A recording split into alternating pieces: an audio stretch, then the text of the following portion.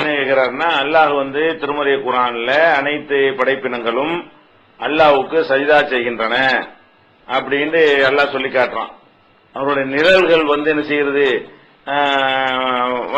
வலப்புறமும் இடப்புறமுமாக விழுகிறது என்றெல்லாம் அல்லாஹ் அந்த வசனத்தில் சொல்லி காட்டுகிறான். விரும்பிய விரும்பாமலோ சஜிதா செய்கின்றன என்றும் சொல்கிறான். இது வந்து எதை குறிக்குது அப்படின்னு கேட்கிறார்.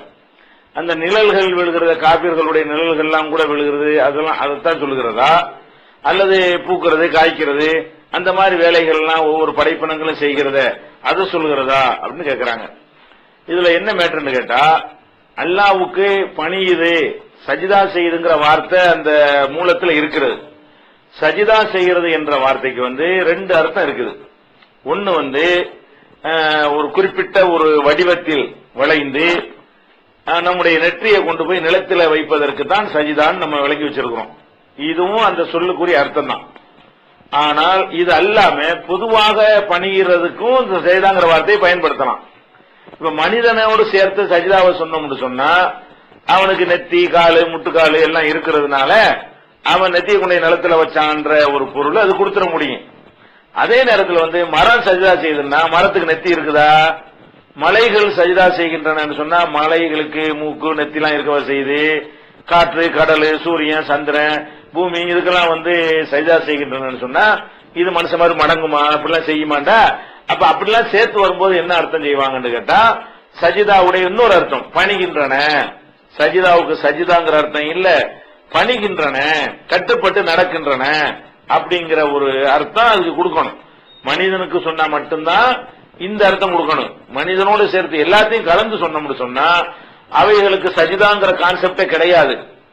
சஜிதாங்கிற ஒரு வடிவத்தில் அவைகள் வளையவோ அதுக்குரிய உறுப்புகளோ, சஜிதாவுக்கு கொண்டு உள்ள உறுப்பு ரெண்டு கை வேணும், வந்து முட்டுக்கால் வேணும், ரெண்டு பாதம் வேணும், நெத்தி வேணும், மூக்கு வேணும், 8 உறுப்பு நிலத்துல படணும்.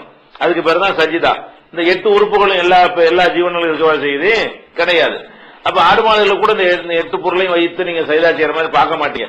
அப்படிலாம் இருக்கிறதுனால இந்த இடத்தில் அதுக்கு என்ன அர்த்தம்னு கேட்டா, இறைவனுக்கு பணிகின்றன. அந்த பணிகின்றன என்பது வந்து பல விரிந்த அர்த்தம் கொண்டதாக இருக்கிறது. அது நிழல்கள் கூட பணிகிறது என்று எடுத்துக்கொள்ளலாம். ஏன் அது நிழல் உழுவனுங்கிற மாதிரி எல்லாம் படைச்சு வச்சிருக்கிறான். நீ விரும்பாட்டா கூட உன் நிழல் வந்து நினைஞ்சிருது, அது பணியத்தான் செய்கிறது. நீ மாட்டேன்னு சொன்னா கூட என்ன செய்யறது, நீ தரையில உன் தலையை கொண்டே நெத்தில நிலத்துல வைக்க மாட்டேங்கிற.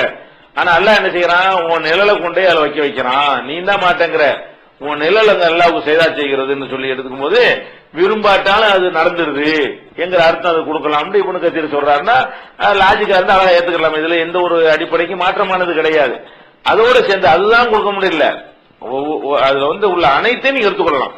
எந்தெந்த பொருள்களை எது எதுக்காக வேண்டி எல்லாம் படைத்து வைத்திருக்கிறானோ அவை அத்தனை வேலைகளையும் ஒழுங்கா செய்கின்றன. அந்த ஒண்ணை மட்டும் நம்ம எடுக்கணும், நிழலை மட்டும் நம்ம எதுக்கு எடுக்கணும்? நிழலையும் எடுத்துக்கொள்ளுங்க. நிழல் மட்டும் எடுக்காம ஒரு பூவா இருந்தா, ஒரு மரமா இருந்தால் பூப்பது காய்ப்பது கனிவது அனைத்தையும் எடுத்துக்கொள்ளுங்கள். ஒரு பூக்காத ஒரு வயல் மாதிரி இருந்தா அதுல இருந்து வரக்கூடிய நெல்மணிகள் அது உற்பத்தி ஆகுறது, மனிதனுக்கு பயன்படுறது, அதை எடுத்துக்கொள்ளுங்கள். இப்படி ஒவ்வொன்றும் எந்த ஒரு பொருளா, ஒரு காற்றா இருந்தால் காற்று செய்யற வேலையை அது ஒழுங்காக செய்கிறது, வீசுகிறது. கடலாக இருந்தால் கடல் செய்யற வேலையை அது ஒழுங்காக செய்கிறது. ஒரு மனுஷனுக்குள்ள எடுத்துக்கிட்டோமே, ஆனால் மனிதன்கிற ஒட்டுமொத்தமா பார்க்கும்போதுதான் காபீர் வந்து அல்லாஹ்வுக்கு சஜிதா செய்ய மாட்டேங்கிறான்.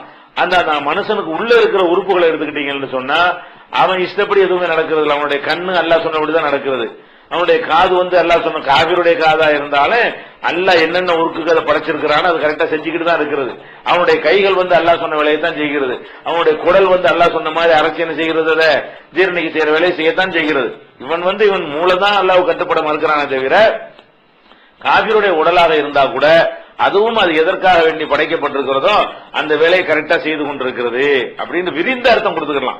ஒரு குறுகிய அர்த்தம் கொடுக்காம அல்லாஹ்வுக்கு பணிகின்றன நிழலை மாத்திரம் எடுத்துக்கொள்ளாம அனைத்து விஷயங்களும் எடுத்து பாத்தீங்கன்னா எது எதற்காக வேண்டி அல்லாஹ் படைத்திருக்கிறானோ அது அந்த வேலையை செய்து கரெக்டா செய்கிறது. விரும்பிய விரும்பாமலோன்னு ஏன் எல்லாம் போடுறான்னு கேட்டா, இந்த மனுஷன் கலந்திருக்கிறனால. மனுஷனை சொல்லாம இருந்தா எல்லாமே வந்து விரும்பித்தான் செய்யுதுன்னு வச்சுக்கலாம். மனிதனை வந்து அதுல சேர்த்திருக்கிறதுனால, அதுல வந்து இப்லீஸ் ஜின்னு சைத்தான் எல்லாம் சேர்ந்திருக்கிறதுனால இவங்க எல்லாம் விரும்பி விரும்பாமல் ரெண்டாவது பிரிக்க முடியும். அதனால என்ன செய்யப்படுது, விரும்பிய விரும்பாமலுங்கிற வார்த்தை பயன்படுத்தப்பட்டிருக்கிறது. பொதுவாக பிராடாக அதனுடைய அர்த்தத்தை வச்சுக்கொள்ளணும். அல்லாஹ் பணிகின்றனன் பொதுவா சொல்றதுனால எல்லா விதமான பணிதலும் எல்லா விதமான கட்டுப்படுதலும் தான் அதுக்குள்ள அடக்கும். அப்படிதான் புரிந்து